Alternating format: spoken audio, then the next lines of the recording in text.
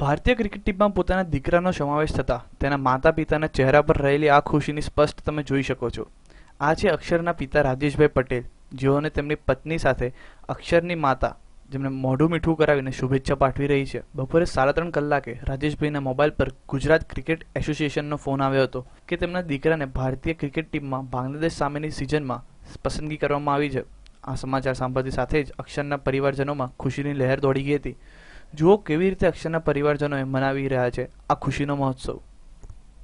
નેશનલમાં એ select થયો એવું મારું મને એમ નહોતું આવતું, પણ જીસીએમાંથી અને ખેડા જિલ્લા ક્રિકેટ એસોસિએશનમાંથી જ્યારે મારી પર ફોન આવ્યો કે અક્ષર બાંગ્લાદેશ જવાની છે ટીમ, એમાં સિલેક્ટ થયો છે, તો મારી ખુશીનો કોઈ પાર નહોતો.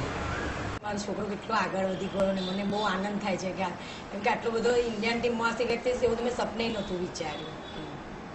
મને બહુ આનંદ થયો છે કે આટલો મારો છોકરો આગળ આવ્યો. મારી ઈચ્છા તો બહુ હતી હું એન્જિનિયર બનાવું, પણ એન્જિનિયર ના થયો, પણ ક્રિકેટમાં બહુ આગળ વધી ગયો એટલે મને બહુ આનંદ થાય છે. આમ તો ભારતીય ક્રિકેટ ટીમમાં ગુજરાતના ઘણા ખેલાડીઓ છે, પરંતુ ગુજરાતના નરેન્દ્ર મોદી દેશના વડાપ્રધાન બન્યા બાદ આ પહેલો એવો બનાવો છે કે જ્યારે કોઈ ગુજરાતીની રાષ્ટ્રીય કક્ષાએ પસંદગી થઈ હશે.